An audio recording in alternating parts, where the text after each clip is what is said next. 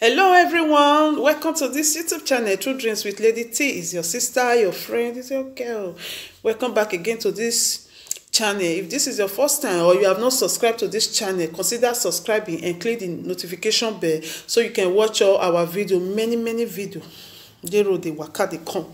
So I want to talk about one Italian woman wey thief one Nigeria woman pikin years back. You don't say when this one happen, but they come to say if the baby don't date 18 years, they will give the woman back. The baby don't date 19 years now, they never still give this woman this pikin. So now say I want really talk to her, talk about this matter so that as it will be a lesson to many of us, especially people when just come now. Especially people when you just corner, this is a big lesson to everybody. So that make me say I want to talk about it. I beg if you see this video, make you share this video so that every other people go here, so that we will learn from this lesson. So years back, this woman, she gets baby of 2 years at that time. The baby did 2 years, so she not get document and she need to also to find money. So she come dey look for one help carry her baby. She not see. Then somebody come direct her to this white lady. The white lady get children, family in short. So the white lady comes, okay, he go carry the pikin. He go the mother of the baby go they pay 200 euro for a month. So they agree and everything just go fine. She they pay the 200 euro every month. She can't pay for a year plus. Then it can't be say at a time you get not confident they pay the 200 euro again. And the father of the pikin every year of that one. So the girl no fit pay the 200 euro again. So he can't go meet the white lady. He can't say he no fit pay the 200 euro again. No get money. The white lady can't say he already fall in love with this little boy. So no problem. He love the boy. He go dey take care of the boy for free since she not get money. The girl can't dey happy. Can't dey carry the boy go there. If you cannot go in the morning, in the evening, you go cannot come back. At a time, the woman can't tell the girl say make it just dey leave the boy, make it dey sleep there, make it dey stay with them. Say they love the boy so much. The girl can't see look and say, and the boy, the little boy, he can't see like the family. Now the mother can't say okay, no problem. Make she for see chance they go also. So now so the baby can't dey there. Oh. Come they stay with them, the girl not they pay money again, and the boy they take care of the baby. But she they go visit the baby for their house, you go visit the baby, go play with the baby. So if you still carry the baby, go her own side. But the baby not come they like to they stay with the mother again. Anytime carry the baby come outside, make the baby sick on stay with am small. The baby go they cry. He want go meet the parents, go they speak Italian. He want go meet the parents, so he want go meet him parents. Meanwhile, before then, when the baby they cry, say want go meet the parents, the girl, the white lady, he can't tell the girl say they want travel go Spain for holiday.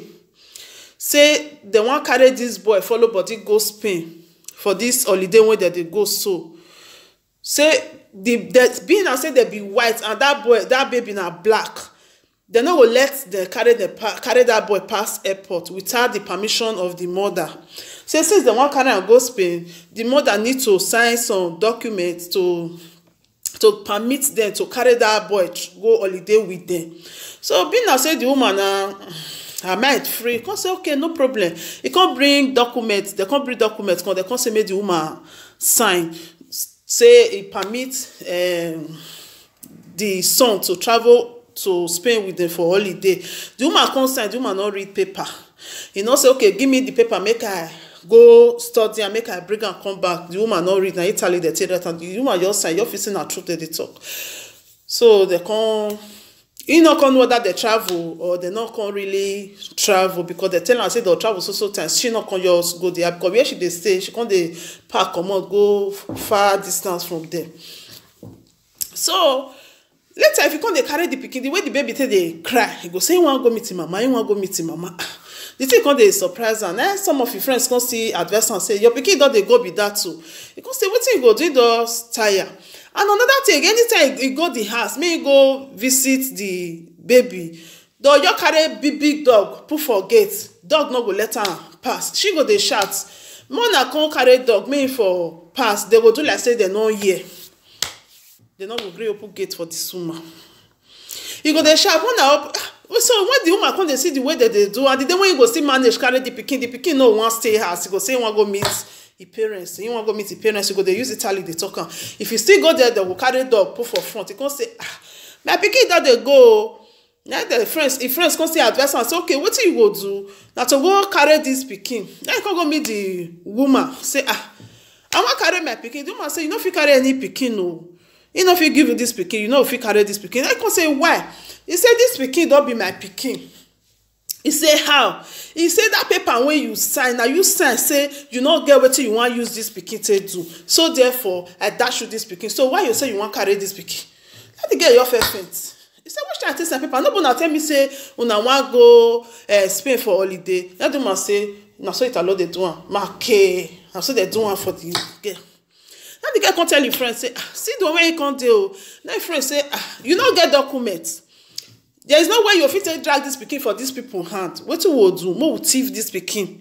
If we thief am, we go carry am go Nigeria. They come make arrangements. They come go thief this pikin for school. They come go carry am for school. The white parents, they come dey find pikin. They no see pikin. They come ask this lady say, you see pikin? The lady say no see pikin. They come carry the pikin go a friend house. He come go lock am for inside a friend house. He dey give am food. The pikin no gree eat. The pikin dey cry. Hey, mother leave me o. I wan go meet my parents o, because he no know the mother as parents again.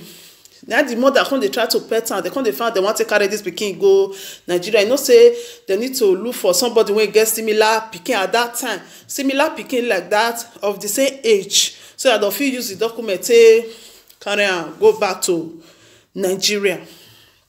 They can't lock the pikin. The white parents, they find pikin. They not see pikin. The woman say no see pikin. Even they follow white parents, they find pikin. Pikin just this house. Not be the pikin just they scatter everything. They no say these children for this Europe, they get sense. If they start school, what did they first teach them? Police number, ambulance number, all those kind of number. Now they first teach them. So now the boy come they scatter everywhere. The boy don't they scatter everywhere. He scatter. He can't see one phone, one dagbo phone. We be say SIM card every day. He just on the phone. He just dial police number. Police just speak. He say they thief you. He don't know where he do. They don't thief you. Two black women. They thief you. Now so police can't trace the network of the phone. They can't know where that pikin dey. Before the woman and the friend reach us, me they see go. So because they don't work out, go they find out they want to kind of go Africa. Before they reach us, police don't follow the stand. Say, well, not thief this pikin. Then tell police, say, this pikin na my pikin. Then the boy say, this pikin, do you not know this woman? This woman not be mama. He mama na Bianco, na white. He dey house. Now so they can't take contact the white lady. They can't carry the boy, give the white lady. They can't arrest that woman. Arrest the friends. They can't arrest two of them. Say they thief pikin. In your pikin, no. This man they tell you so. Now true life story, Mona be careful. They can't arrest them. After people can't help them, they can't release the friends.